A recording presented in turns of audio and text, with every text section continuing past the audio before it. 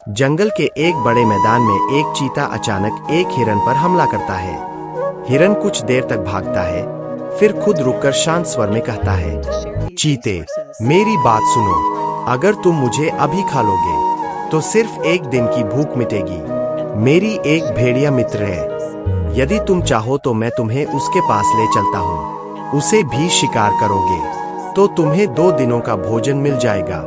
चीता यह बात सुनकर सोचता है और उसे बात सही लगती है। वह मान जाता है।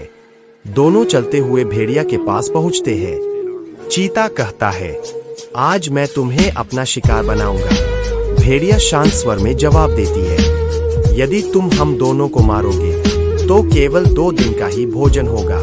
मेरी एक बकरी मित्र है, यदि तुम चाहो तो मैं तुम्हें उसके पास ले चलती हूँ।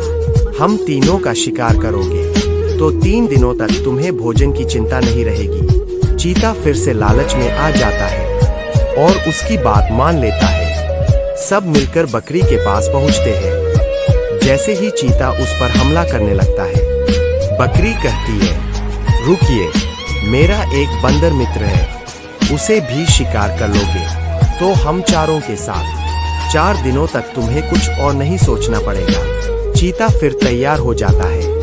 सभी बंदर के पास पहुंचते हैं। चीता कहता है, आज मैं तुम सबका शिकार करूंगा। बंदर शांति से कहता है, मुझे 1 महीना हो गया है कुछ खाए बिना, फिर भी मुझे भूख नहीं लगती, क्योंकि मैंने एक जादुई फल खाया था। अगर तुम भी वह फल खा लोगे तो तुम्हें भूख ही नहीं लगेगी और तुम्हें किसी को शिकार करने की जरूरत भी नहीं पड़ेगी। चीता उत्सुक होकर पूछता है, वह जादुई फल कहाँ है? मुझे तुरंत दो। बंदर जंगल से एक अजीब सा फल लाता है और चीते को खिला देता है। फल खाते ही चीता बेहोश होकर गिर जाता है। कुछ देर बाद जब वह जागता है तो खुद को कैद में बंद पाता है।